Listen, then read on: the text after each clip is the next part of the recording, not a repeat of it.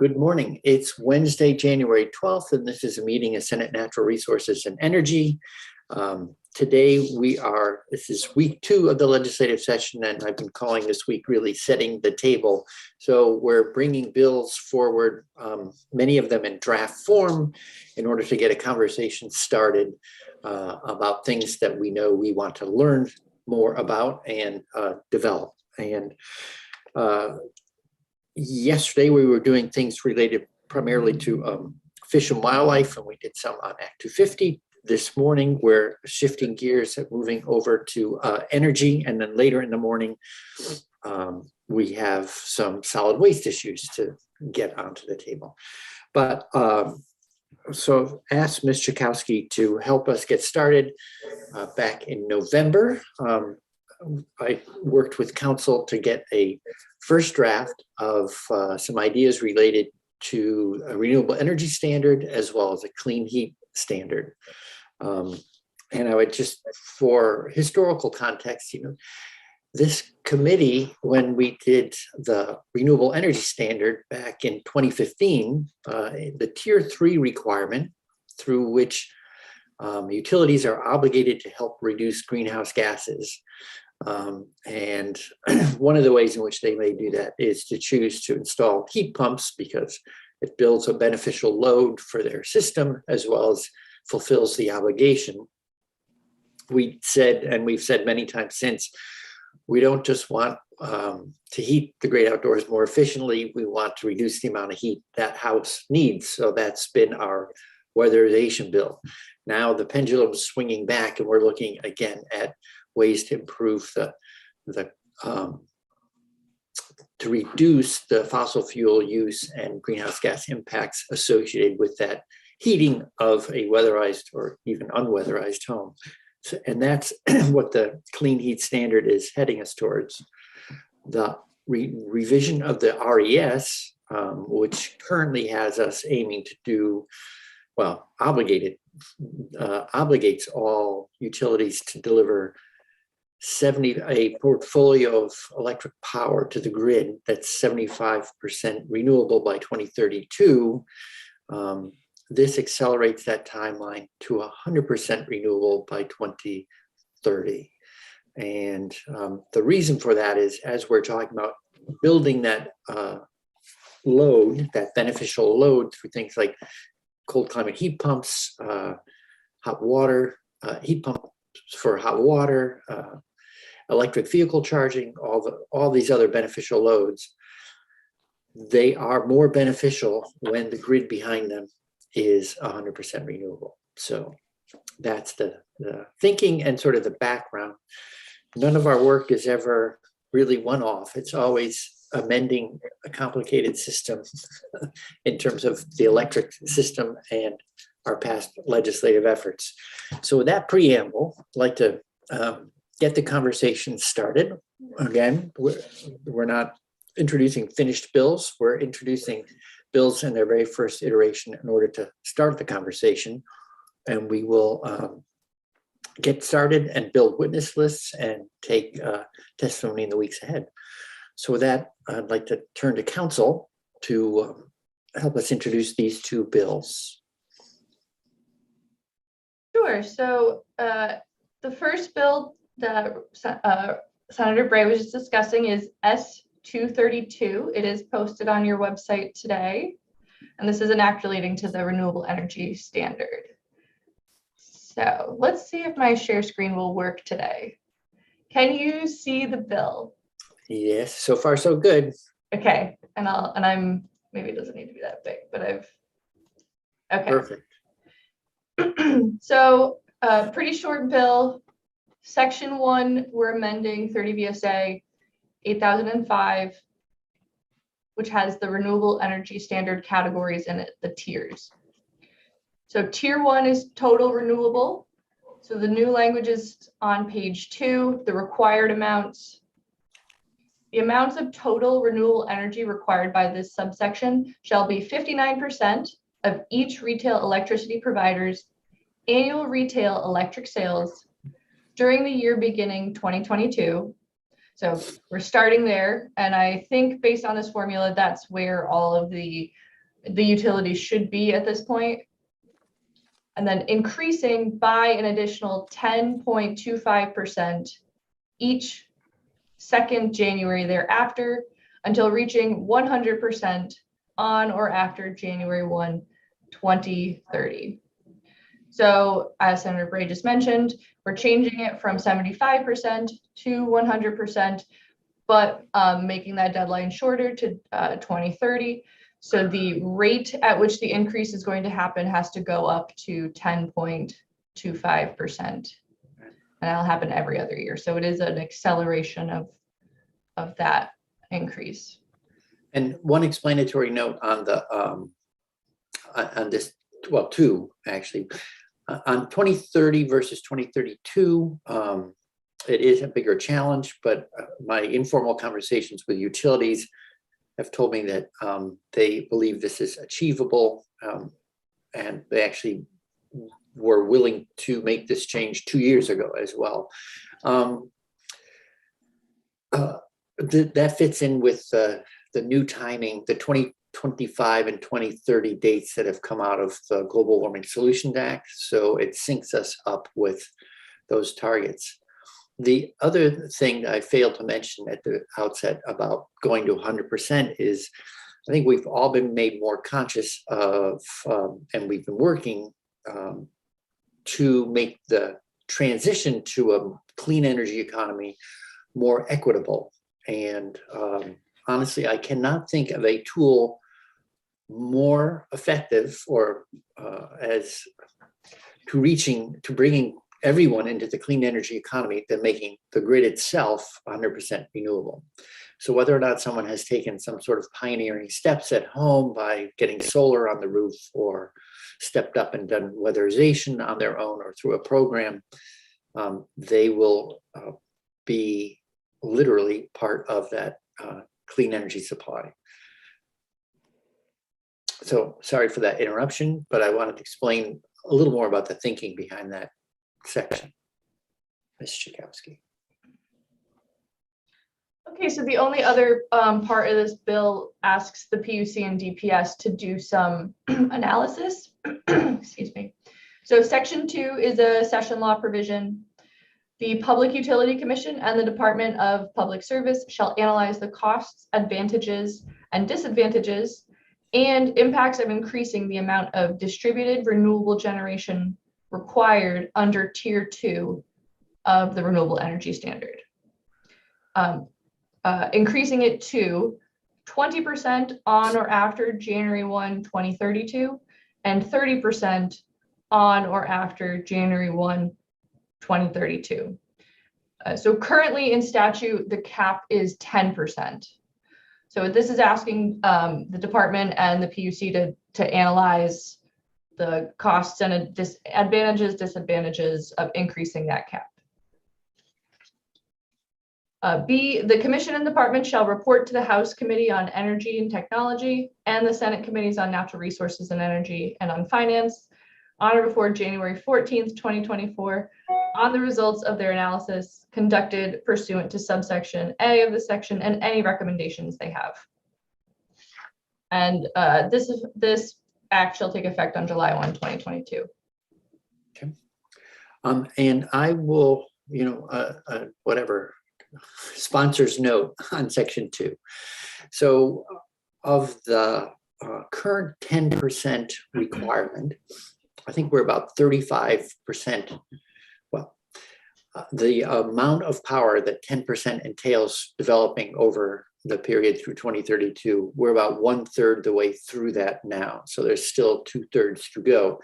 I just want to emphasize that there is still ample growth in-state renewable generation required under the current law. We haven't plateaued or anything. But there are certainly plenty of parties interested in, and particularly in the developer world, in increasing that percentage. We've had in the last 2 years very different numbers for what it would cost to make this possible, to go to a higher level than 10%. I shared a letter from all the utilities with the committee last week, in which they've totaled up all their grid updates, improvements, infrastructure investments, and it totaled 2.2 billion. And not all of that's related to being able to handle more in-state generation, but some of it is. And so if we are going to take on a 500 million or billion or $1 billion+ transformation of the grid, it seemed to me that we ought to have a solid cost benefit analysis before we commit ratepayers all across the state to footing the bill for that increased growth in in-state renewable generation. And so there's a lot more to be said around the costs and benefits of in-state generation versus out-of-state. But I'll also remind us, although we often talk about in-state generation in a supportive framework, as in we're interested in seeing clean energy jobs in the state of Vermont. Statutorily, I believe the only, and council, you please check me on this one, I think the only stated statutory preference for in-state power is in the forms of standard offer and the tier 2 requirement that we're revisiting right here. So for the most part, what drives the choice is satisfying the general 3 criteria, which is safe and reliable power with the lowest environmental cost and the lowest cost per kilowatt hour, so economical. So obviously that I'm not dipping into a lot more of that conversation, but just in terms of framing it, that's why that section there asks for a cost benefit analysis as opposed to changing the tier 2 standards in the very same bill. This will be familiar certainly to members of this committee from 2 years ago. So I'll leave it there. Any questions, comments from members of the committee? All right, so thank you.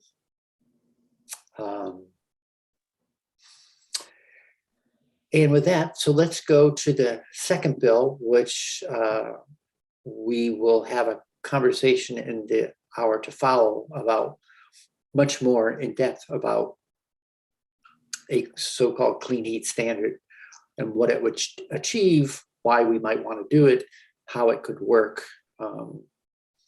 So with that, if Mr. Schakowsky, if you could sort of take us through a moderate altitude review of the bill.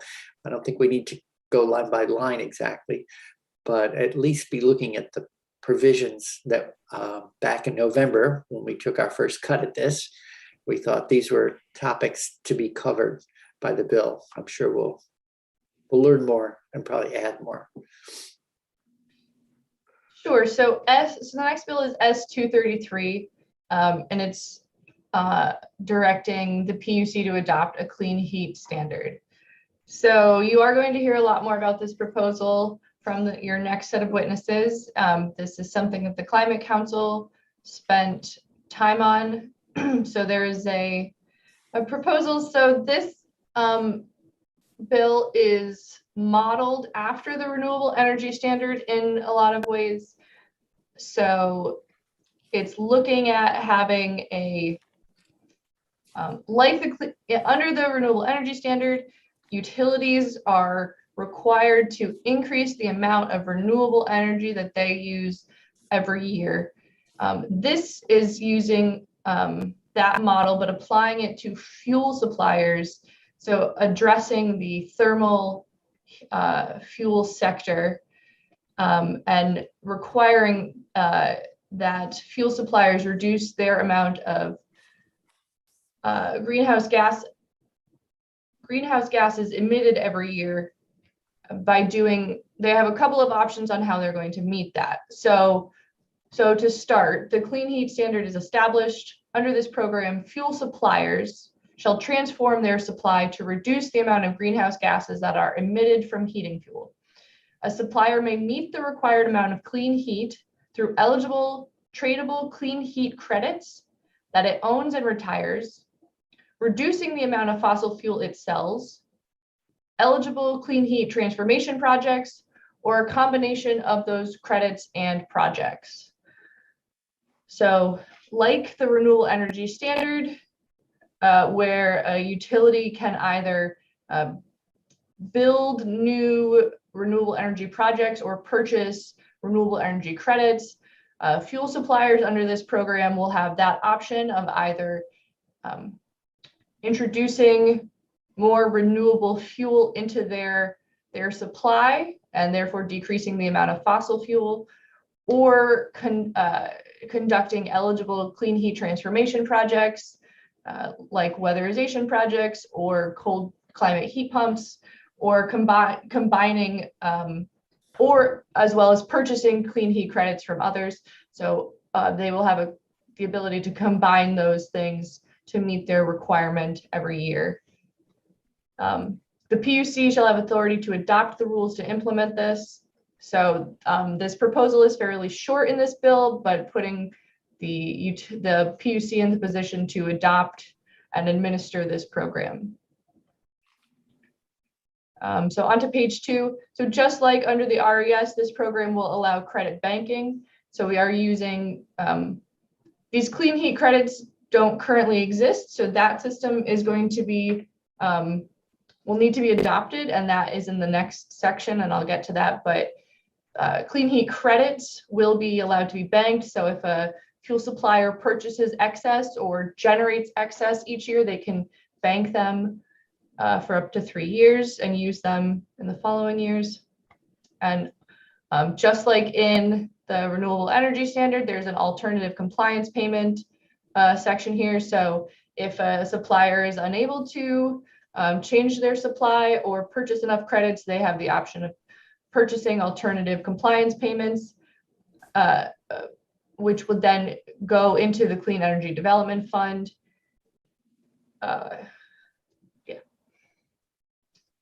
The PUC will establish a technical advisory group to assist them, again, like under the RES, and look at the different specific parts of this program, including establishing how carbon dioxide equivalents are measured for each fuel type and each type of project, how to measure clean heat credits, so all those things that a technical advisory group works on with the RES, the PUC would have them working on this as well. The PUC shall establish the rules on how a supplier would qualify to be required to fit under the clean heat standard. So that's in there. And then on to page 3, required amounts. This is a rough estimate, but the amount of total clean heat required by this subsection shall be 3% of each retail fuel supplier's annual retail fossil fuel sales, beginning on January 1, 2024, increasing by an additional 3%, reaching 6% on or after January 1, 2025, and remaining at this amount to produce greenhouse gas reductions equal to or better than 40% by 2030 and 100% by 2040.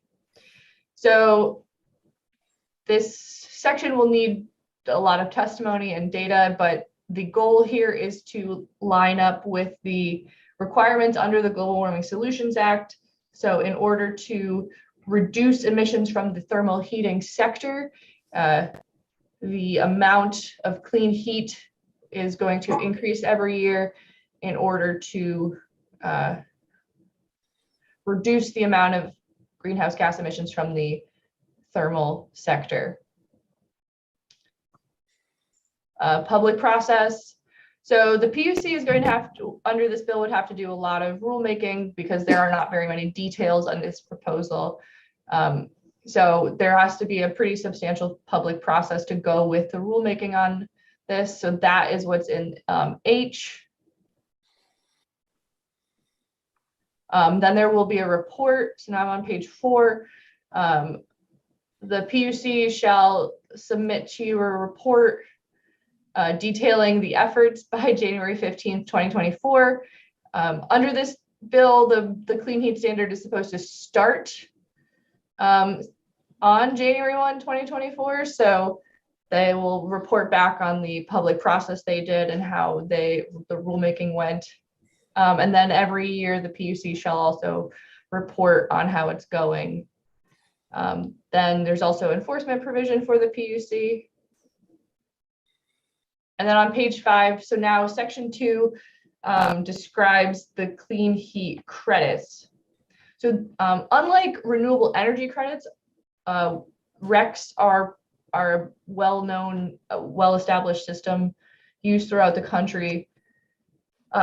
Clean heat credits are not. So that system is going to need to be established, and there are going to need to be a lot of details in that proposal, as well as figuring out who will be in charge of monitoring the system and handling accounting and doing audits. So again, this section puts that authority with the PUC. So they shall establish a system of tradable clean heat credits for resources and projects that may be earned by reducing greenhouse gas emissions that qualify for the clean heat standard. The credits will be expressed in units of carbon dioxide equivalents. And so then the PUC will also have to require that fuel suppliers are making accurate disclosures and representations. So this is a very short section, but this is a fairly complicated section. So the creation of a new type of asset essentially is probably going to need some more details. And then section 3 is the implementation section. So by on or before August 31st, 2022, the PUC shall start the proceeding to create the clean heat standard. There should be notice and comment procedure by the PUC to allow the public to participate, as well as one or more workshops to solicit input from affected parties and the public. So we list here some of the people that the PUC shall hear from, including DPS, the retail fuel suppliers, Renewable Energy Vermont, business organizations, environmental organizations, and any other persons who request direct notice. And then on or before July 1, 2023, so giving them 1 year or 11 months, the board shall issue an order to take effect on January 1 to start the clean heat standard. So there is, so here, that's S233. Okay. Well, thank you.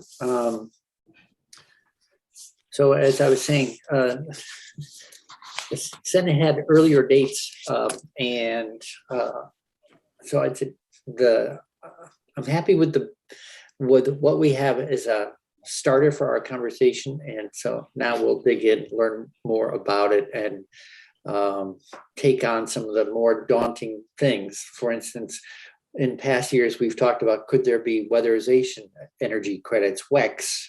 Now there's a clean heat credit. So but once upon a time, there was no such thing as a REC either. So I think, once we've done once, we can do twice. It also, I think, satisfies or moves us in the direction, excuse me, of taking on something that I think has been maybe one of the greatest frustrations this committee has faced, namely that so much of our clean energy work has relied on the electric sector to pay for and lead the work, whereas the largest source of emissions come out of fossil fuel use and transportation and thermal loads. So this we've piloted in the last 2 years, taking electrical energy efficiency dollars and allowing them to flow into thermal and transportation work. That was the pilot of a year ago, or 2 years ago, sorry. But we knew the pilot, with its limited funding, namely $2 million a year, was really not at the scale necessary to bend the curve. And as the weatherization group was created and then supported by EAN starting a year and a half ago, summer of 20, Mr. Coward and others were present and pointing out the opportunity to do sort of a hand in glove thing. As we do more weatherization, let's also clean up the fuel that's being used in those weatherized homes. Well, as a matter of fact, in everybody's home. So that's the big opportunity that's in front of us now. In terms of logistics, I have talked with many times over the summer and fall with the chair of House Energy and Technology, and it's anticipated that we will receive a clean heat standard bill from the House. But the interest in this is deep enough and long-lived enough in this committee that I didn't want us to simply passively wait for a bill from the other side, but at least make ourselves familiar with what's going on and have this in mind as we do our other work, full well anticipating a bill to come over from the House, because it does have a relationship to weatherization, for instance, and other work we may be doing this session. So with that, are there any committee questions for council, or any committee questions, periods, or comments, etc.? Senator McDonald. Mr. Chair, we're entering a new category of heat to deal with renewables. And we're using a system, proposing to use a system of RECs, which are fairly complicated, and to use them for the purposes of being able to buy, sell, and trade, and to make the system have a kind of a currency so that it operates. And I understand that. I've had many citizens express their concern about our current electric RECs having to do with our REC standards being slightly different than other states' REC standards. And that this system has allowed, was designed by those of us in the legislature and the PUC and the various organizations that designed this system to give Vermont a leg up on the other states, and to do it in a way that allows us to take advantages of our geography and all the natural things that we would wish to allow ourselves to give ourselves a leg up. But they say that it allows the investor-owned utilities to buy RECs in one place and then sell them somewhere else in a way that almost like arbitrage of foreign currencies, but in a way that allows our unique rules to circumvent the system to the benefit of the investor-owned utilities, and also to the benefit of the Vermont ratepayers who have seen their electric bills and rates decline for 20 years. And that we in the legislature have sort of turned a blind eye and don't really want to double check that, because it's bringing our rates down and we should all be happy. I don't know, and I haven't been smart enough to figure out how much truth there is to this. But there are many people who work hard and believe there is an element of truth. I only mention this because I have spoken to Vermonters who've called me on this and said, look, I can't defend exactly what we're doing now. There may be, we've used the expression that sometimes there's some Confederate dollars moving around in these systems, and Vermont ratepayers are winning. But today we're talking about going from electricity into thermal. And we are, I hope, trying to take some of the best lessons we've learned from energy credits and renewable energy credits. And I want to be damn sure, squeaky clean, that we are not going to make these sort of internal compromises that allow people to participate to,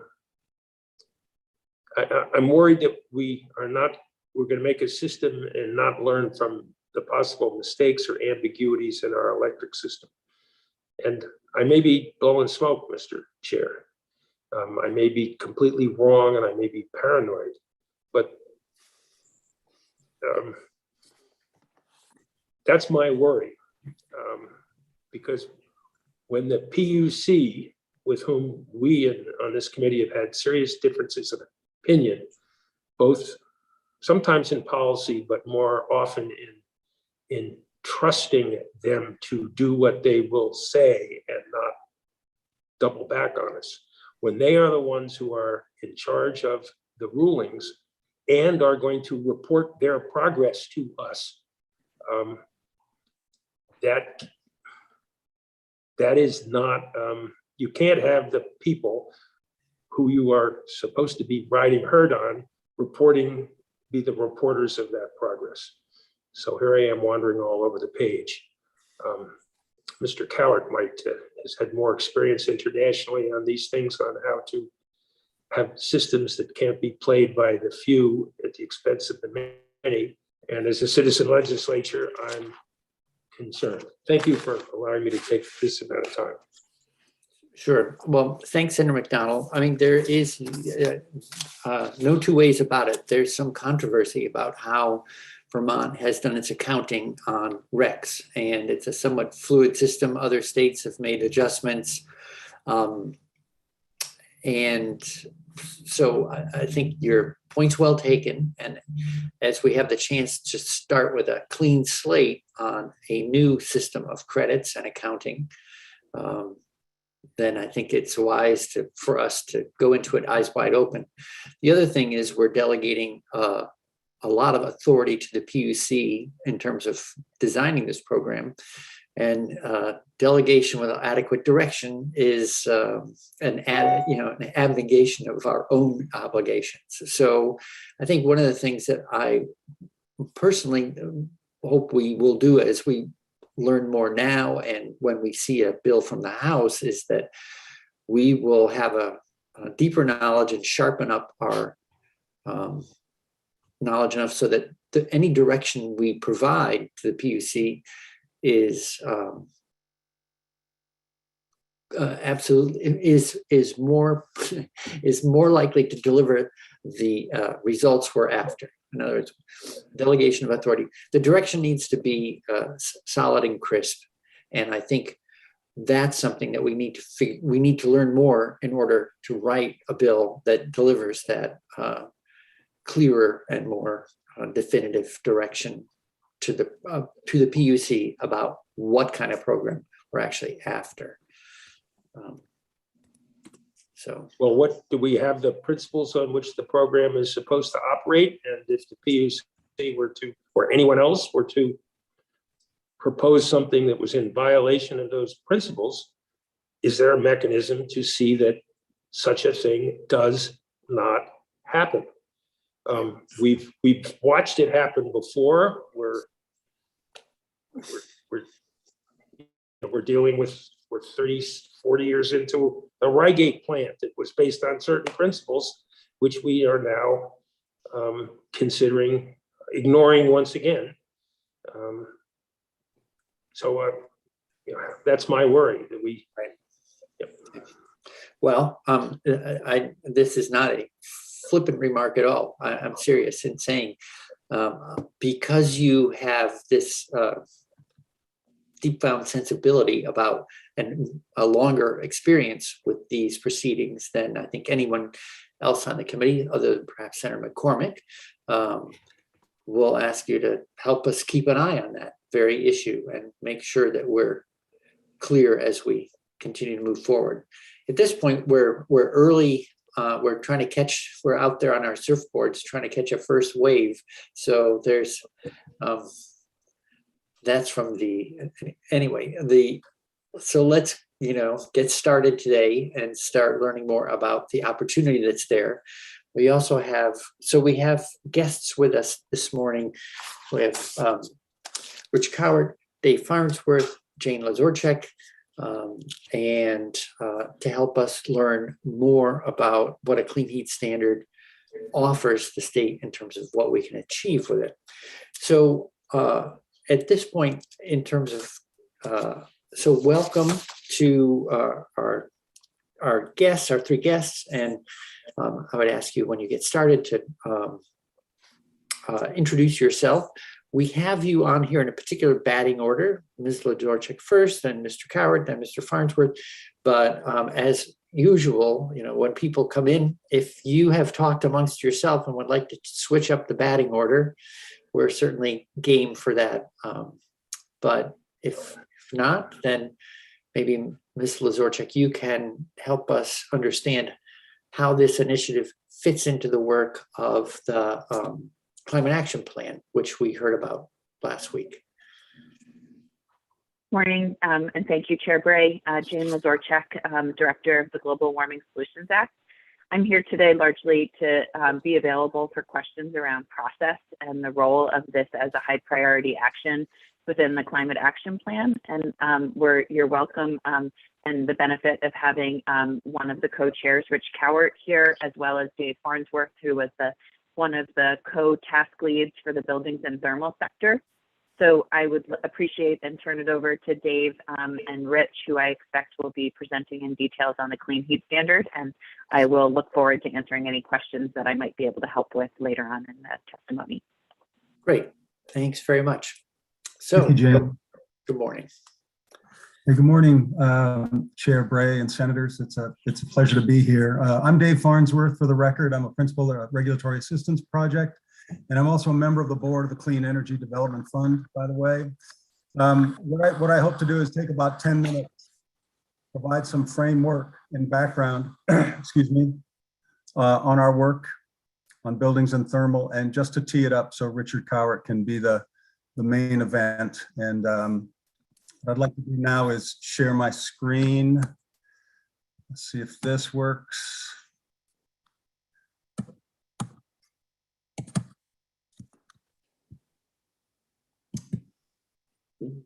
Are you able to see my opening slide? Looks good, thank you. That's great, well, thank you. Again, it's great to be here this morning.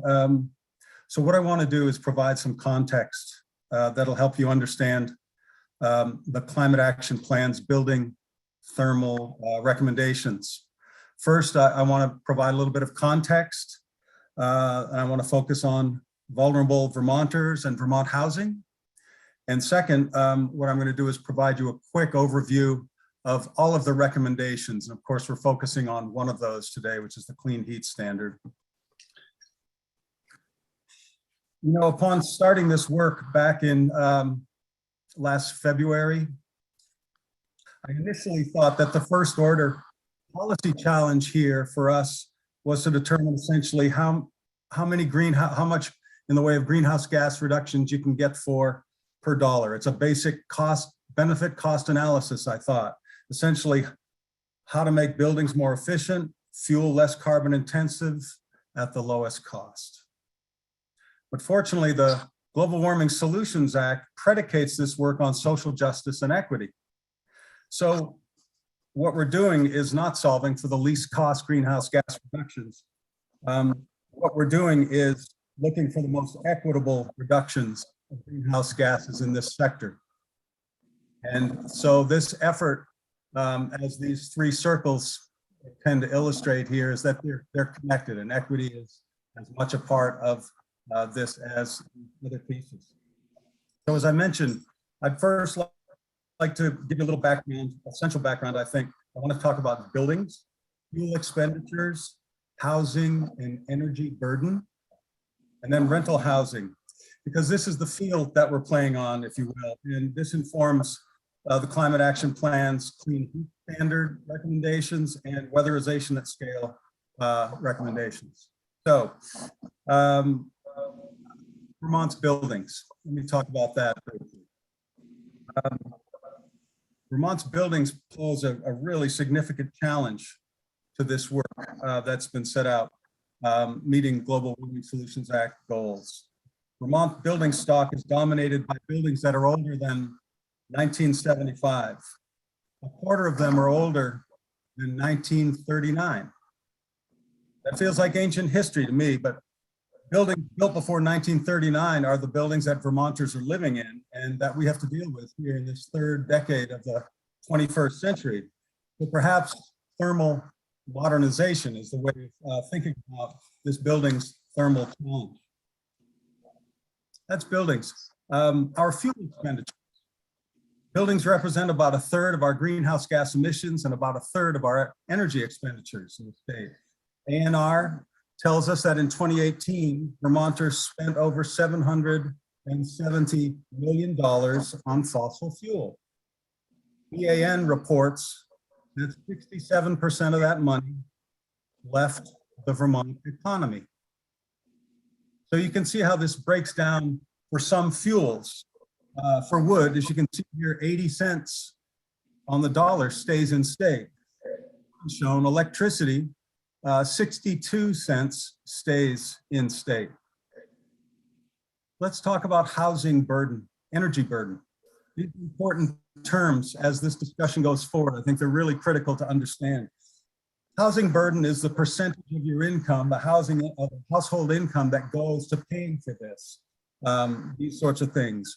HUD, the federal agency, defines housing burdened at having to pay more than 30% of one's household income for housing.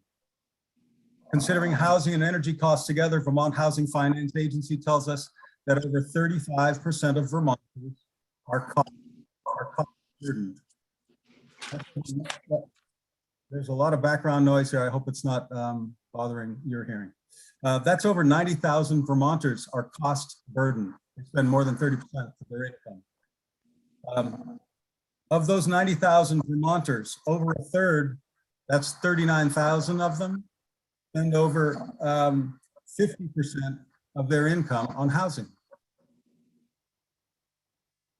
That's housing burden. The last point here, way of background, rentals.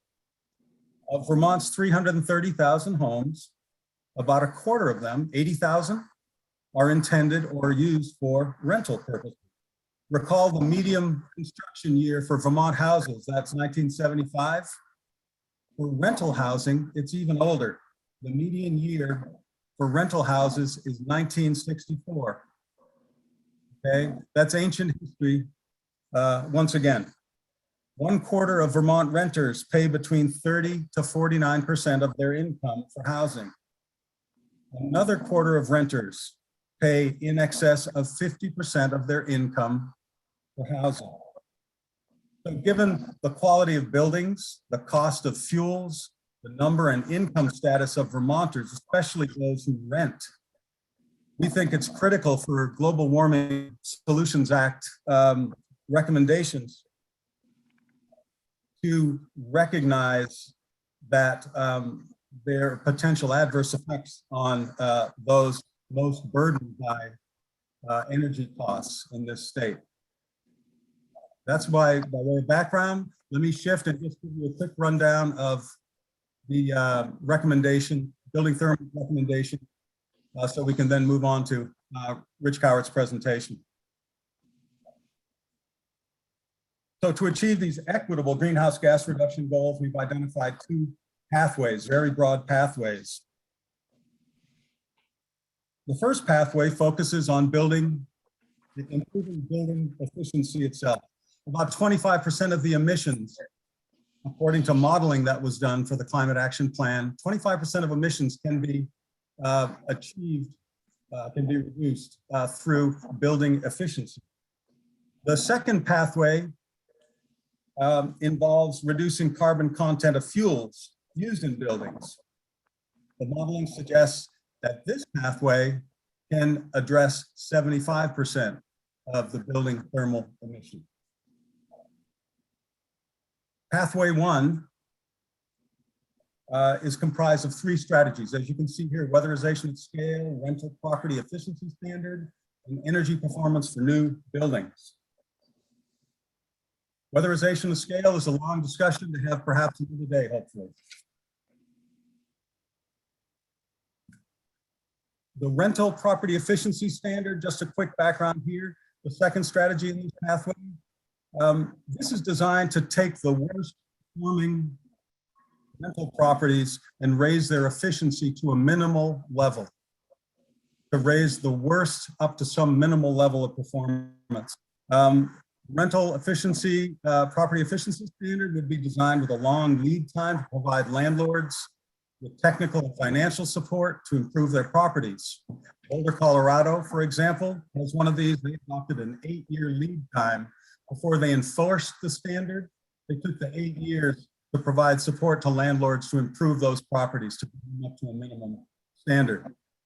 This rental property efficiency standard supports and complements weatherization at scale, and it seeks to ensure that the large market for rental properties, where so many low-income Vermonters are concentrated, it seeks to make sure that those contribute to meeting Global Warming Solutions Act goals. The final strategy under this first pathway has to do with improving the efficiency of new buildings. Essentially, the focus here is to update codes, engage in greater effort to provide code training to folks involved in the business of building, and enforcement, greater enforcement. While new buildings are a really small fraction of all of Vermont's buildings, and consequently a small fraction of the greenhouse gas reductions associated with the sector, they still are an important long-term goal, and we consider them worthy of consideration. Now, the second pathway, reducing building-related carbon emissions by reducing carbon content of fuel they use. This has 2 strategies: the clean heat standards, which is what you're going to hear about today from Richard Cowart, and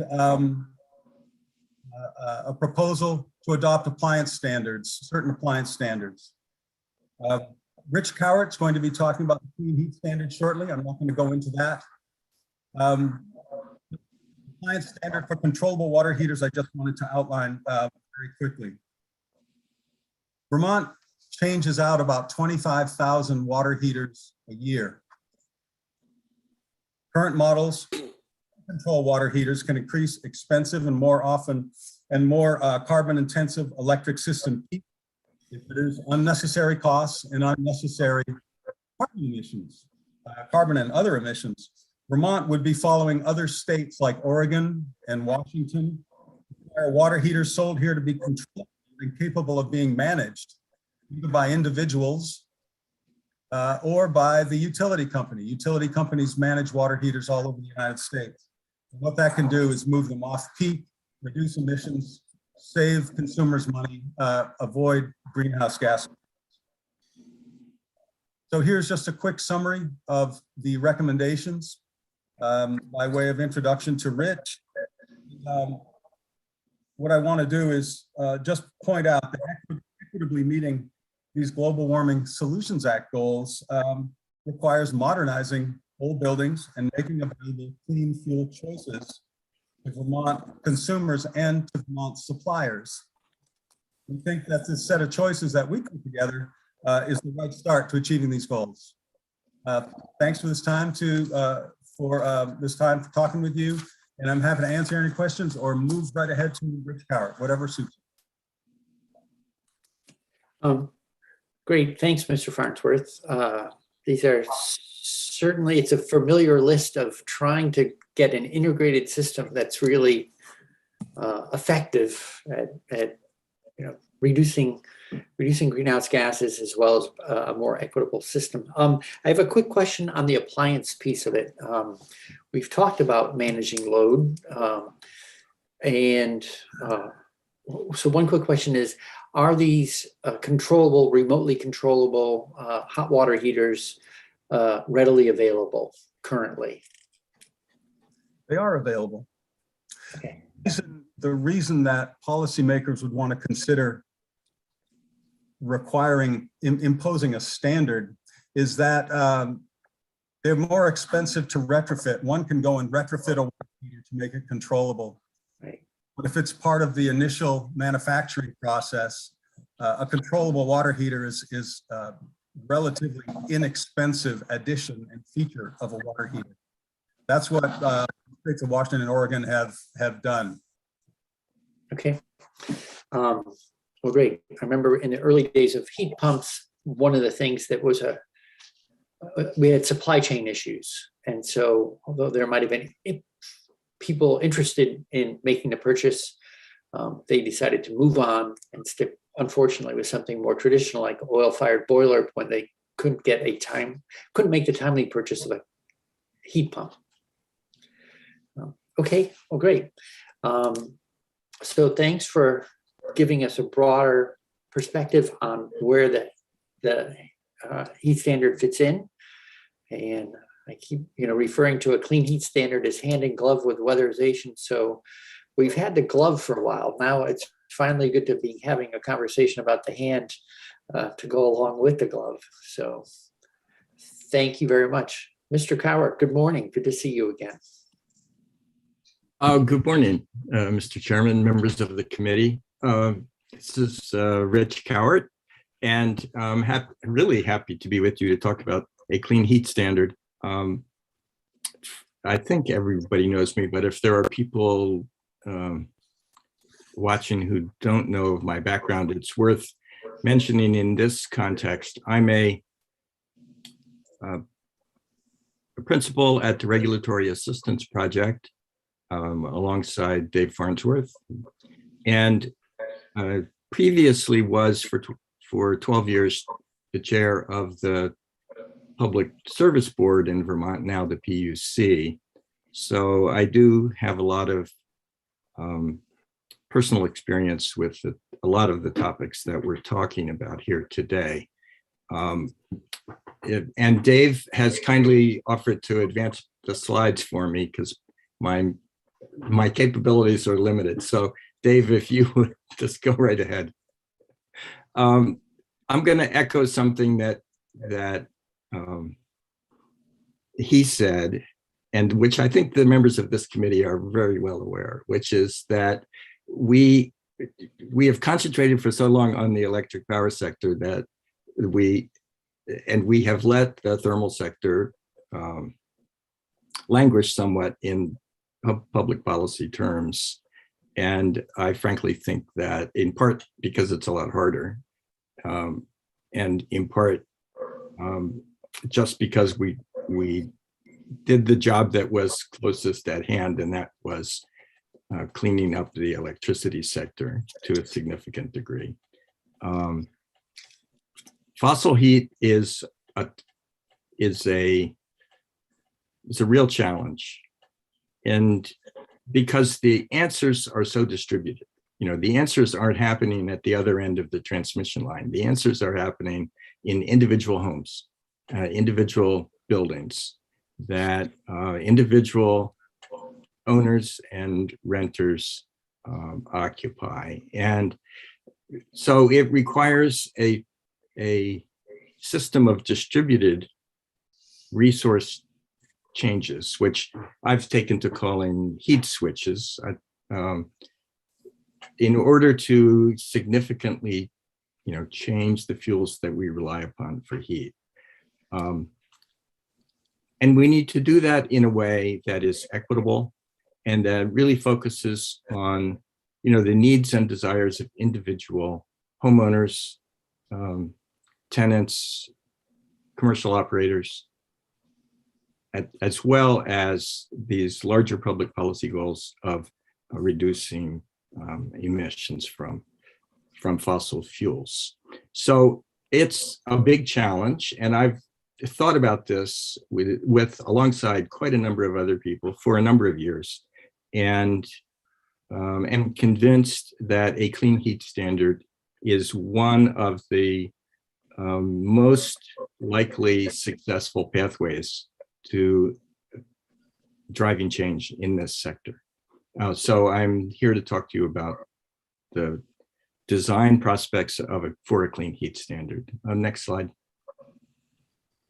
You've already heard and you already know how dramatic the challenge is in order of reducing emissions in the thermal sector, but across the board here. The orange band in this slide shows us the degree to which we need to reduce emissions in the thermal sector. It's a pretty significant part of our global responsibility. Next slide. It's important to understand actually at the beginning here that fuel oil and propane and natural gas, together represent roughly, 3/4 of the heating. It's 72% of the heating fuels that are used in Vermont. And unlike a lot of other states, we actually already have a fairly substantial reliance on wood heat. Just mostly that's chunk wood. So, like in my house, that's how I have historically heated my house. But pellet stoves and other advanced wood heat systems are certainly available to us in Vermont to a greater degree than in other states. Next slide. I've left out a little bit of background here. The clean heat standard has been the subject of a working group that was initially sponsored by the Energy Action Network. And over the course of more than a year now, that working group has worked really hard to develop, investigate, kick the tires on the design details of a possible clean heat standard. And I can report to you that as a result of the work of that working group, we've produced a paper co-authored by Chris Nemi and myself that lays out in some detail how we think a clean heat standard could really work, and answers a lot of the questions that are likely to arise, as you approach this in the legislature. That report's available. I'm happy to provide it to the committee. We've looked at quite a number of the thorny questions, and we think there are answers to the thorny questions. So that background is what enabled the Climate Council to recommend, as strongly as they did, the adoption of a clean heat standard. The important point here, the important words on this slide are that it's a performance standard to deliver a gradually increasing percentage of what we're calling clean heat, low emission heating services. It's also important to understand that we're not picking technology winners here in the clean heat standard. We recognize, I don't know about you all, but I've got 4 different sources of heat in my house. I'm a typical Vermonter in that respect, I think, and a lot of Vermonters have multiple ways of heating. And we recognize that different people will, because of history or personal choice, they're going to prefer one sort of heat over another. And diversification actually is a strength. So this is not a policy like some we've seen in other states where it's electrify everything. We're proposing a standard that allows the obligated parties to choose what they want to offer in the market, and that allows individual building owners to decide what kind of clean heat they would like to purchase. And as we go along, you'll see that there are issues associated with each of those types of clean heat, but they can be addressed through the standard. Next slide. So as you've probably already heard, the Climate Council is very clearly recommending to the legislature the adoption of a clean heat standard, consistent with the recommendations of the working group that I referred to. And they specifically urge, I should say we, because I'm a member of the Climate Council, specifically have urged the legislature to act by the end of the current session so that it would be possible to have a program launched by the beginning of 2024. Next slide. The Department of Public Service is also engaged, as you know, in the comprehensive energy planning process. And the DPS has also been looking at a clean heat standard, and they've also positively recommended that the legislature authorize the commission to adopt a clean heat standard if it can be structured equitably. And of course, that's an important goal, along with the greenhouse gas emission requirements of the GWSA. And the rate of reduction in the comprehensive energy plan is quite similar and consistent with the rate of reduction required by the GWSA. So those things line up pretty well. Next slide. The Clean Heat Working Group that I mentioned a minute ago, just to give you an idea of the breadth of involvement, it included the DPS and PUC staff, the electric utilities, Vermont Gas, some fuel dealers, Efficiency Vermont, and a number of others. We've had very good participation and we've learned a lot. And the bottom line here is we have examined this really closely and we do believe that it can work. Next slide. So a lot of people ask, well, how would this work? I guess it's important to note that in our proposal, we recommend imposing the obligation to perform, that is the obligation to acquire and then retire clean heat credits.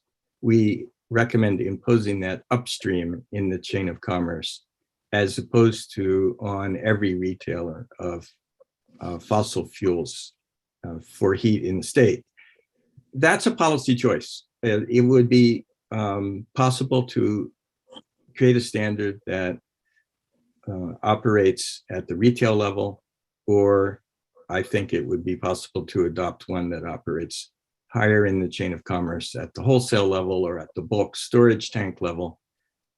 Pretty much all the fuel that's sold in Vermont passes through bulk storage tanks, being brought in either by rail car or tanker truck from out of state.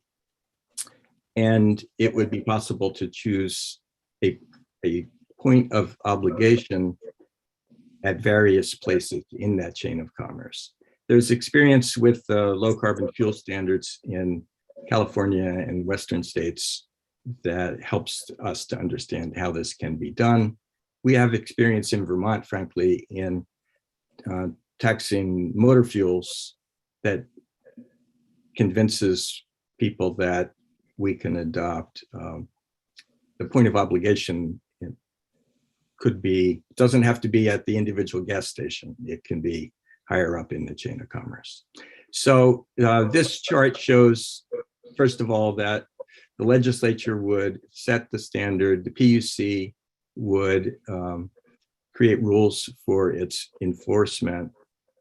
And in this drawing, the obligation is at the bulk storage tank level or the wholesale level.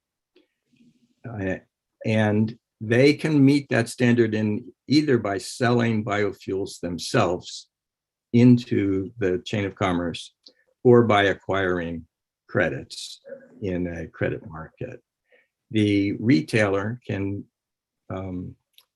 earn credits by delivering fuel to an end user, or credits could be created by a HVAC contractor installing a heat pump or installing insulation or taking another action that earns clean heat credits. And those credits can then be sold to the obligated parties. That's on the right-hand side of the screen.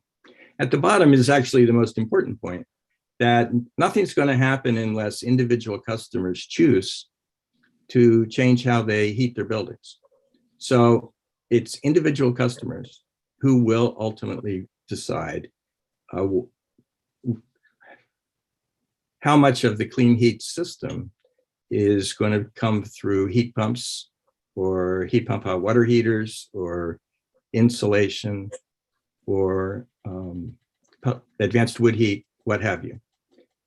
Individual customers actually, the way this is set up, there's no mandate on the individuals to take a particular action. They will do so when they want, when they're presented with good options. Next slide. So, as you all know quite well, I don't need to dwell on this. We have a lot of experience with performance standards in the energy sector across the United States and across the world. We have energy efficiency performance standards. Vermont has terrific experience with that. We have RPS, of course, also. We have Tier 3. As the chair pointed out earlier, we have learned a lot through the Tier 3 system that indicates to us that a variety of creative clean thermal solutions are out there. And the committee may be aware, as the committee may be aware, Colorado has recently adopted a clean heat standard for its natural gas utilities. And in New York and in some other states now, there's action on biofuels mandates as well. So we're not alone in addressing this issue because everybody knows it needs to be addressed. And we have a lot of experience to draw upon. Next slide. This is just one chart to give you an idea of how many heat switches we would need in order to achieve the standards set out in the Global Warming Solutions Act. And at one level, it looks rather daunting. You know, we need a couple 100,000 heat switches, either in heat pumps, pellet stoves, biofuels, et cetera, by 2030 in order to meet the clean heat standard. It's encouraging to be reminded that if you just think of the normal pace of change in the sector, with 25,000 heat pumps a year being replaced, maybe 15,000 furnaces just naturally timing out every year, even without incentives, and the success we've had in advancing heat pumps and pellet stoves and insulation jobs, we know that this is doable, but we also know that it's a stretch goal to do it, and we need to get started right away in order to meet the GWSA standards. Next slide. Good news is that a lot of these things actually are less expensive than the fuels that we would be replacing. Anybody who's paying a heat bill this year knows that the price of oil is high and it's volatile. And propane is even more expensive. And so the opportunity to switch to something that would be less volatile and less expensive over time is actually an opportunity. It's not merely something that we have to do out of duty to the planet. I think we do have that responsibility, but frankly, from the point of view of individual Vermonters and the Vermont economy as a whole, this is actually something that is attainable and affordable. Next slide. So I'm going to spend a couple minutes just taking you through some of the elements of how a clean heat standard would work. And I would like at the outset to say to Senator McDonald that we have thought long and hard about the question that he raised at the outset of this conversation. And I hoped that if I believe we have come up with answers to his principal questions, and that the clean heat standard will learn from the experience we've seen with renewable energy standards in Vermont and elsewhere, and that we can create a standard that answers the important question that he asked. So I just want to say that up front, we've had that in mind from the very beginning of these conversations. So as a general rule, obligated parties, whether, and this is a legislative decision, whether the obligated parties are named as the retail providers or perhaps wholesalers higher up in the chain, they would be required to retire clean heat credits in proportion to their prior year's fossil fuel sales.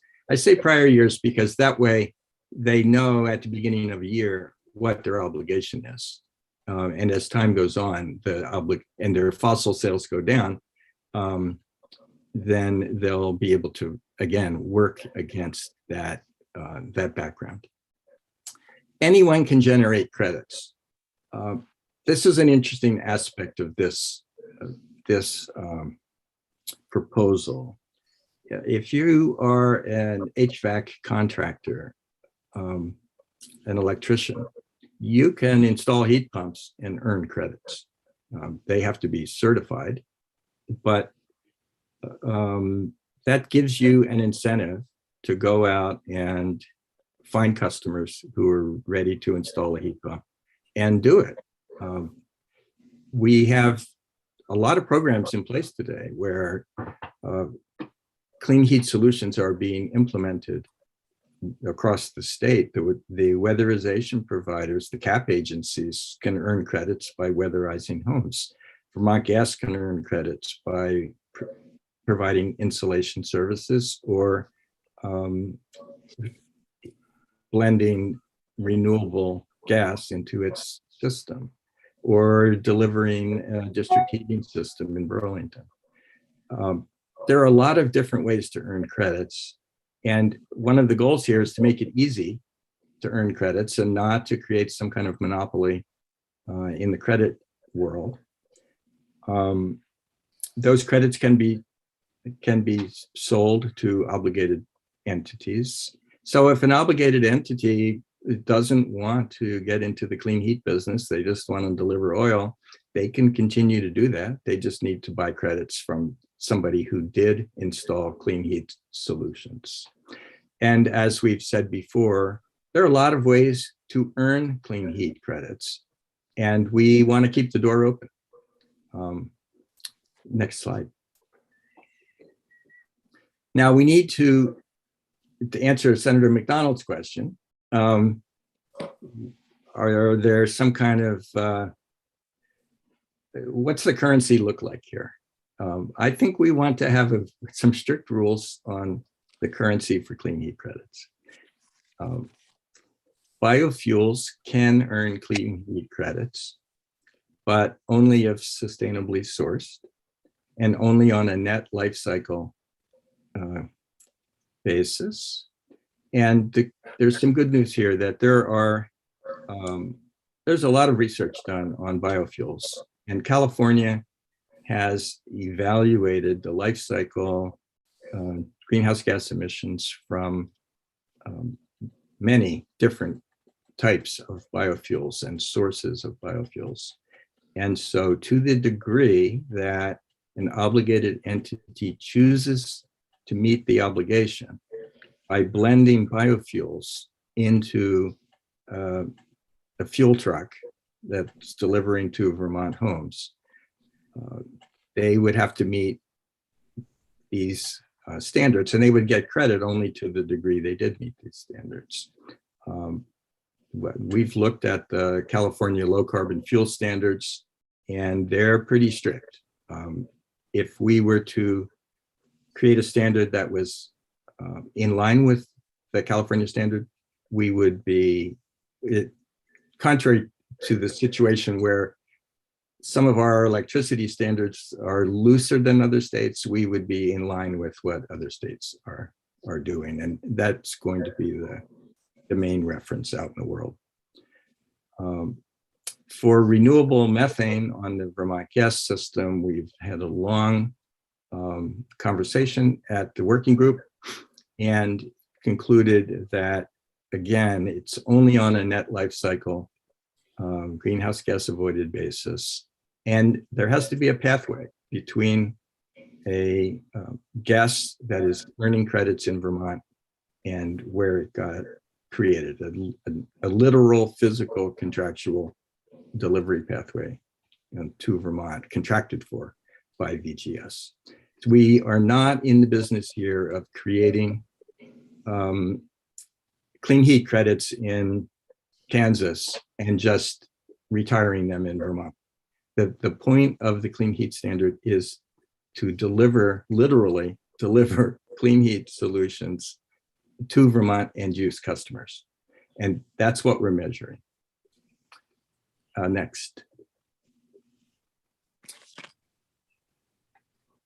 There are a lot of links, and I think as the chair pointed out here, we do view the hand in glove with weatherization as the principal policy link that we would like to make for a variety of reasons, including equity as a principal reason. But it doesn't make a lot of sense in our climate to install heat pumps in uninsulated buildings. They're just not going to work efficiently, and it's not going to be a successful solution. And so we need to make sure that the quality of the building stock and the clean heat solutions that are being delivered that work well together. You know, at the end of the day, it has to work for people. We have figured out how to harmonize the clean heat standard with the existing utility tier 3 obligations, and with Efficiency Vermont, and the Vermont gas systems, and the thermal efficiency measures that we already implement in the state. Next slide. I've mentioned several times a focus on equity, and the Climate Council is convinced, and the working group is convinced, and I suspect that most Vermonters are convinced that if we're going to make significant changes in how we heat buildings in the state, we have to do so in a way that ensures a just transition. And the way I think about this, I thought about this in about 15 different ways, but the way that makes the most sense to me is the following. We know that it's the right thing to do, number one, but we know that by 2050, we are going to have to change or heat switch just about every building in the state. So since we know we're going to have to do that, and that's our goal, why don't we start now with those buildings that impose the highest energy burdens on Vermont families? So start with the most heavily burdened households and the most inefficient buildings, and make sure that we are making substantial progress in that part of the building stock from the very beginning of the program, and not wait till the very end of the program to help those families and convert those buildings. In our working paper, we discuss a variety of options that could be employed to ensure that a high fraction of clean heat solutions are delivered to those buildings most in need of switching. A high fraction delivered early in the program, not exclusively, but a high fraction. Next slide. We've thought long and hard about what agency is the best agency to administer this program. And I realize this is also, of course, a legislative choice, but based on the experience of the PUC with Tier 3 and efficiency and renewables, we concluded that the PUC is likely the best agency to oversee the clean heat standard. There's a key role for a technical advisory group, a clean heat tag similar to the tag that we have in these other sectors, and your draft legislation refers to that as well. Next slide.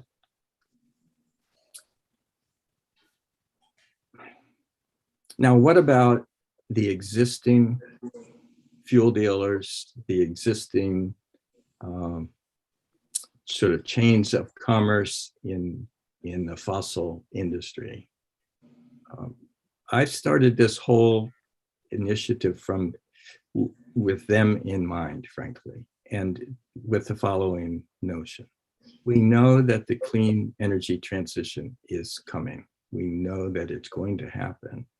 And in order for it to happen, we need trusted boots on the ground, people who have relationships with customers, people who can help customers make heat switches. And we need business models for those businesses going forward. So I view the Clean Heat Standard as a way to provide a gradual learning pathway for the existing fuel oil companies and new entrants, both, to get in the business of delivering clean heat and doing so house by house, building by building, the way it needs to be done, but knowing that there's a pathway in front of them that has been set by the legislature. This standard, if you adopt it, this standard will be sitting there as a set of guardrails that keep people on this road, and let the providers know that if they get into this business, they're going to have customers next year. This isn't something that's just going to be a one-shot deal. So as we've seen with the renewable energy standards in electricity, you can create over time an industry that's delivering these products if they know that the market is going to be there. That's the importance of a gradually increasing standard. Next slide. I think I'll just close with a bit of a reprise on why I think this is a good way to go. It focuses on customers because they're going to make the decisions. It maximizes flexibility. We can build in equity from the outset. And as the chair pointed out a few minutes ago, electricity has been carrying the load for a number of years here, and we can no longer allow we can't meet our global warming standards unless fossil heat joins the transition, and it's time to offer them the opportunity to transition as well. I'll stop there. Thanks very much. Great. Well, thank you very much for that presentation. And at various points, I've been able to participate more or less, lately less, in the EAN working groups. And I know that it's a large group with a lot of dedicated people with a lot of experience. So thank you for that, your diligence over the last 18 months to really bring a very mature, well thought out proposal to the legislature, because frankly, this is not the kind of development we're well suited to doing in-house. So thank you for that. Are there, and it's it really, to me, I'm I have a button here that says be optimistic. So maybe not an entirely perfect judge, but it does feel like we're at a turning point where I think we may actually make progress in this. Actually, we need to commit to making progress in this area that we've long said we ought to make progress in. So thank you there. Any questions for Mr. Coward on the proposal? Maybe one question might be, why have we not made progress? I know that there have been people opposed to this, and what can you say a little bit about the opposition so that we can better understand it and see whether or not this is something like this might move? So I'll give you maybe 3 reasons. I hadn't thought about this exact question, but the 3 things that occur first to me is, first, that historically the fuel dealers have been very well organized and generally opposed to any regulation at all on their industry. And they have successfully resisted regulation. I want to go too far here, because there are certain forms of regulation of the industry, that are quite important. But economic regulation of the industry has just been, a place they never wanted to go. I think times have changed, and the many actors. Well, I mean, I don't want to be on the world, spectrum. I'm just wondering, what are those 3 things? You don't need to go back into too much detail. Those 3 The things. second thing is that the alternatives weren't as clear as they are today. The technology for heat pumps, for example, has really blossomed in recent years, and we've had much more experience with heat pumps. The same is true of pellet stoves. Advanced wood heat options are better understood now than they were, and the costs of transitioning are less. The third is global changes. The imperative to switch is just so much, to make these switches is just so much higher now than it used to be. And people know that it's going to happen. People never thought that coal could be replaced by wind and solar in the electric system, and we've seen it happen. And this is my career. This has happened during the space of my career, and the change in the atmosphere around these transitions has been dramatic. So the idea that we can do it has grown. I think I would add in a fourth.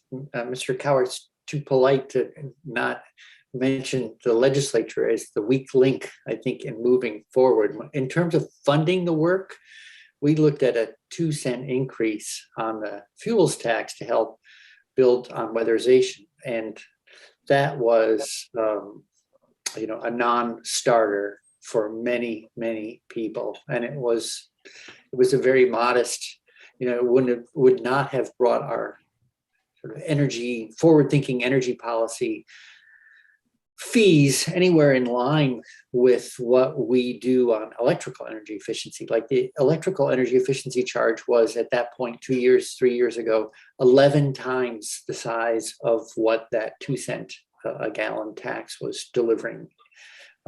So we've kind of underpaid, and the politics of making that payment scale appropriately has been, I'd say there has not been the political will to move it. But you've heard me, I think people on this committee for years have heard me say genuinely to Mr. Coda, head of the Fuel Dealers Association, I look forward to a day when we develop a program that you can participate in.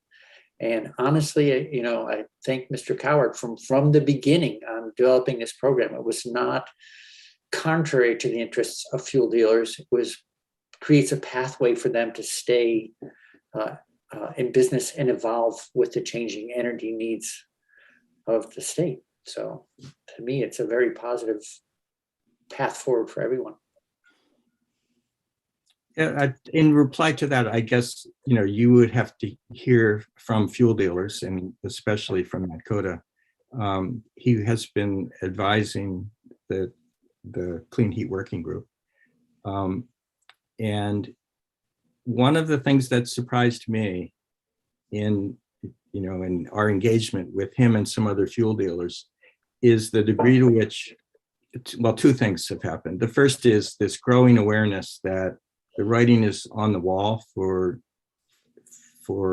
fossil fuels generally, and they are looking for a pathway to a more inclusive business model and a more 21st century business model. But also, there's been advances in biofuels, and we heard from some participants in the biofuels industry in our working group, who I would recommend that the committee hear from, who were very upbeat on the contribution that liquid biofuels can make to this transition, particularly in the early years, because blending biofuels into fuel oil, or even converting entirely to biofuels, is something that they understand well, and they were promoting to us as an important option here. I have a sort of a nuts and bolts question, and that is, when you need to replace your boiler, so often the decisions come up because your boiler fails during a time of need. And so no matter what your environmental orientation is, you probably want to get the heat back on ASAP. So have you thought a little bit about how we don't have people either, maybe in some cases reluctantly, replacing a boiler with another more efficient boiler, rather than going to a technology that requires a very different setup, like a cold climate heat pumps with a longer installation period, et cetera, et cetera. I had emailed you and Matt Coda about loaner boilers. So you might use something for a while. That happened to me in a previous project where the fuel dealer loaned us a hot water heater for 2 months while the new system was being installed. But anyway, this is a practical one, but it seems like we're going to run into that. And I'm wondering if you've thought about how to manage that one. Wait, I'm not the best person to ask. I have thought about the idea of loaners. I have thought about, and we've discussed enough, the idea of, if this standard were in place, there would be businesses who would see the benefit of reaching out to customers with old equipment and talking to them before it fails, in order to get a plan in place when you're near the end of the life of the equipment. But right now, the problem, there's the additional problem that without a standard in place, there's not the assurance of a market and a growing market. And so there's a kind of a chicken and egg problem for installers. Are they going to have all this stuff ready to serve customers, in their warehouse, so that they could provide a quicker solution? Well, they're not going to make those investments unless they know there's a growing market. Right. And we've seen this in the energy efficiency and appliance world as well. As for the technically, how what's the sweet spot here for loaners versus the preemptive switches? I don't know. Well, I do remember Efficiency Vermont providing wholesale distributors of energy appliances with a buyback guarantee so that they would stock cold climate heat pumps at a phase early on when the HVAC people weren't so sure they wanted to install these things, and then the distributor wasn't so sure they wanted to stock them, and between that lack of a reliable chain, then when someone did want one, waiting 3 weeks was unattractive and they moved on.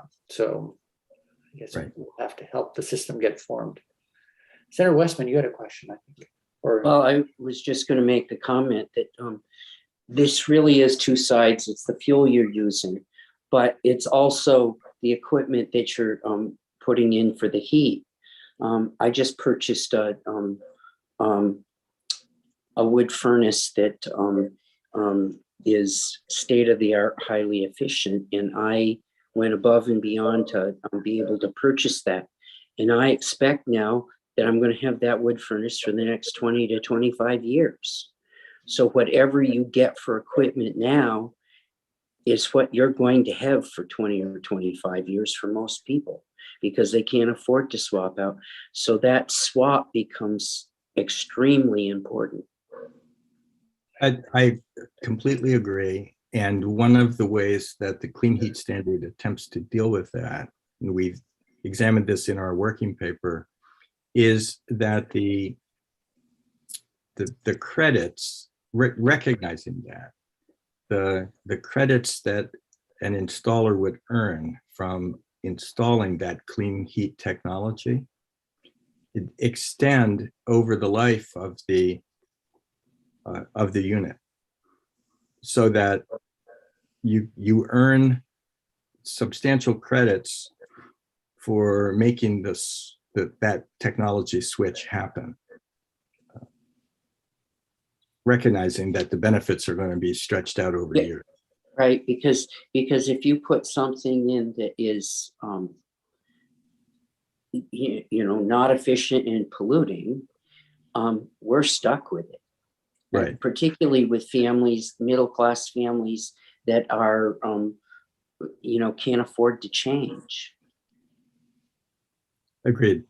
Yeah, and then they're trapped with the fuel. I mean, this is true for people who've moved to propane. You install some propane equipment and you're stuck buying propane for a long period of time, which is the most expensive of the fuels that we have available to us. So just to make sure, I think I heard you say, and let me double check, when you were talking about, Mr. Cowart, the credits associated with a measure, like a new boiler, you earn those credits are extended out over the life of the appliance. They're not entirely front loaded into year one for accounting. Is that what you're saying? They're not into it. There are at least two ways to do it. And I think we can discuss which, I'd say this is definitely in the weeds. Yes. The way we envision it, imagine that boiler earning what we call a strip of credits that extends over time. And that strip of credits is earned by the installer. And that strip of credits can be used to satisfy the obligations of obligated parties in each of those years.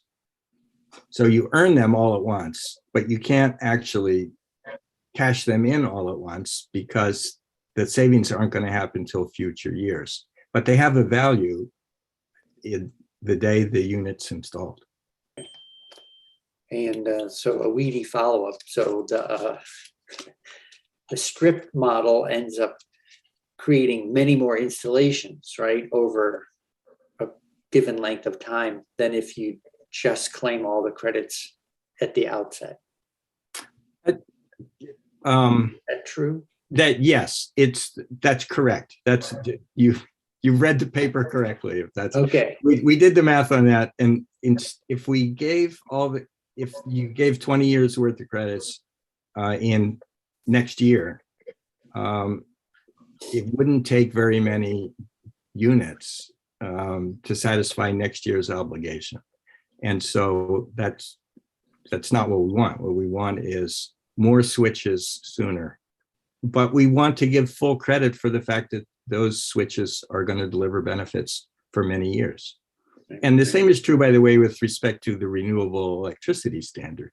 You know, when you build a solar panel, you know, you don't get all the credits in the year you built the panel. You get the credits every year as the panel delivers electricity. Right. Sure. Okay. Well, Great. So, Senator Westman? so for me, how do I get the individual that has the inefficient furnace, but the furnace is working okay, to decide that it's in their best interest to switch that furnace out quicker? I think you offer them a combination of trusted advice and monetary incentive. Well, I can see the monetary incentive. If I'm struggling along, you know, I'm not going to go to see a dealer to switch me out when I know that it's a big ticket item and I'm afraid of that. I'm switching that big ticket item out, particularly if I'm struggling along. So, you know, that's just me. No, I think it's everybody. I think this is why I said at the outset that this sector is a hard sector to change. And the same is true for weatherization, you know, convincing people that it's actually worth it to put insulation in the attic has never been, you know, a piece of cake. So we do have some experience with the kind of information and assistance that customers need in order to make those investments. And it may very well be that, just as for weatherization, a financing mechanism is required. We've been talking about tariff on bill financing, for example, for weatherization. There's no reason why the cost of that new furnace or that new heat pump, let's say, Or that new heat pump, whatever the piece of it. There's no reason, well, it wouldn't be a new oil furnace that we would be incentivizing. So I have to be careful there. Yep. There's no reason why that new heat pump or that new advanced wood boiler couldn't be financed with tariffed on bill financing the same way we're talking about doing it for the weatherization. And it was an eye opener to me, by the way, as we talked about this, to realize that, you know, I've been promoting weatherization for my entire career. And the realization that weatherization is super important, and it's only going to get us 25% of the fossil fuel savings that we need to get. And the other 75% has to come from the heat switching that we're talking about now. Conversions. You like the term conversions? Okay. Switching has other contexts. Conversions doesn't mix the. Thank you. So thank you. And Senator McCormick, you've been waiting patiently. Thank you. I'm haunted by Jimmy Carter's 1979 speech in which he said, we can get started now or we can wait 30 years and have an emergency. Well, we've waited 40 years and we do have an emergency. Is this timetable as fast as it can be? Man, I understand things take as long as they take. So to just say it's not fast enough is sort of a crackpot position. I'm not going to say that, but I am asking. is this as fast as it in practical sense can be?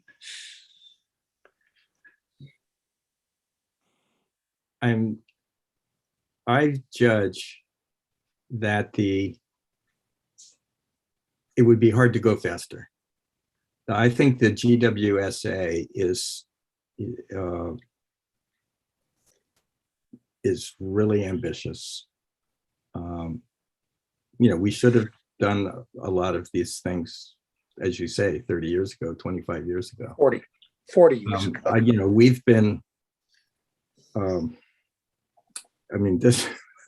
I have a postcard that on my desk that I look at frequently. It's called. There's a picture of a man on his hands and knees with a pair of scissors, cutting the grass of his lawn, and the title of the postcard is "Making Slow Progress." And Yeah. I got to tell you, I look at that thing and I think that's how I feel about a lot of the topics that we're talking about here. I would like us to be, doing the work a lot faster. I think the GWSA is plenty ambitious, and when I look at the number of conversions that have to happen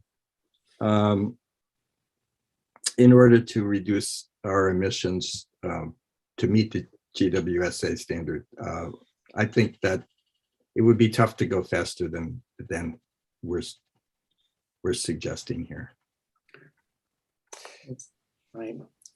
If there are not any more sort of slightly pressing comments or questions, I would love to thank our guests for coming in. We've actually happily, I think, consumed 20-something minutes of the 30-minute break before we start in on another topic at 10:30, but time well spent. Senator McDonald, your hand's up. Mr. Coward is a foremost expert and has worked in Europe for several decades. I watched the move to TCI, which we couldn't join because the argument was we couldn't join it. The cost of the switch, isn't expensive enough to justify the change. And now gas and oil prices have gone up considerably, and the same people that wouldn't support TCI a year ago today say we can't join TCI because the price of energy is too expensive. How, as someone who's worked in this in two different places, Europe and the United States, how do you contrast our failure in this country to advance global warming activity with the Europeans, who have got a leg up on us, and time after time, and whose economy has not suffered, and where equity has not been they have not failed to maintain equity in their progress? With a quick observation, in general, many European countries have been willing to be aggressive and progressive in the climate arena, as you point out. And they judge that it's money well spent, frankly, because the results of warmer homes, healthier homes, less pollution in the local environment are important benefits, and the money that their economy saved by not importing more fossil fuels are also a benefit. It's not uniform across Europe, however. There are member states that are, the equivalent of the U.S. Midwest, or the, West Virginia equivalent. And so they have had to compromise. And so just as we have had to compromise. One huge difference is that in recent history is that the United States has become an oil and gas exporter. And so we have, much larger indigenous resources than the Europeans have. And so that creates a harder playing field in the US. But the lesson I would draw from the European experience is that they have been willing to be more aggressive on the whole, more action-oriented, but because they see that the benefits are worth it. But I think it's a mixed story. It's not a kind of a black and white thing that the Europeans are all progressive and the Americans aren't doing anything. In some areas, such as end use energy efficiency, we have more utility scale energy efficiency. We have more experience than they do. Mr. Chairman, may I jump in? Sure. Yeah. Okay, well, then I want to get back to my question. When you said that we're moving as fast as we can, were you saying, I did not actually articulate explicitly, but in the back of my mind, what I was asking was, are we moving as quickly as the technology will allow? And I'm wondering if what you're saying is we're moving as quickly as the politics will allow, as public opinion will allow. Well, no, I wasn't making a political observation. I was making and I wasn't even making a technological observation. I was making a pace of implementation observation. The number of, if you just think about that, how many workers do we have who are trained to install heat pumps and available to do it? How many people, how big is our supply chain for pellet stoves or biofuels? In some respects, the biofuels are the easiest portion of this because there's a fairly large supply of biofuels out there, and they can be imported into Vermont and burned in existing furnaces tomorrow. So that's one of the reasons that using liquid biofuels in the early going is one way for us to stay on track. But to do the other changes, that Senator Westman was alluding to, requires trained people to literally boots on the ground to install this equipment. And we grow the workforce so fast. Well, and that, thanks for coming back to that one again, because when I said at the outset, part of the reason, even though we're expecting a bill from the House, that I wanted us to be thinking about the clean heat standard as we do our weatherization work, this is one of the points of greatest. There's the two things we're focusing on primarily for this year in weatherization, namely funding and workforce, by which we mean both trusted kitchen table counseling from a neutral party around the financial and energy choices a household can make.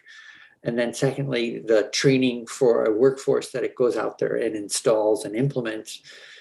There's a perfect sort of symbiosis between all those things in order, and whether we're talking clean heat standard or weatherization, we're back to, they both need the very same thing in terms of, if we're going to succeed, we need people out there to help inform the public, motivate the public, and then see the work carried out. So yeah, and if you don't mind me putting please. a coda on that, I would say that the key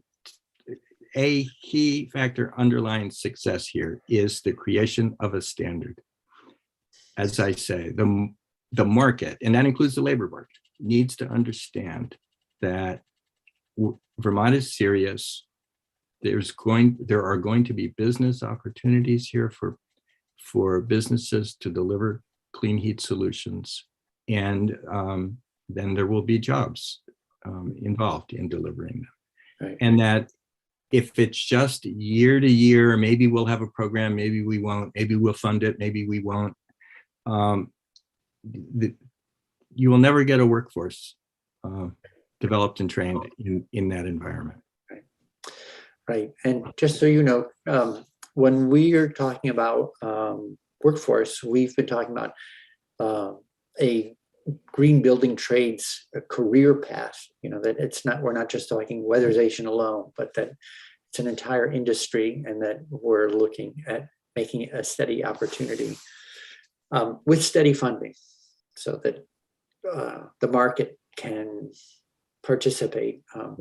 And then the other thing around standards too is in terms of certifying workers, as well as the kind of standards you're talking about in the bill. We're talking about moving other people's money around, and we have a fiduciary responsibility to know that we're doing everything we can to know it's being well spent. So thanks for a rich first conversation on this, no pun intended. We're going to take a 5-minute break before we start our next topic.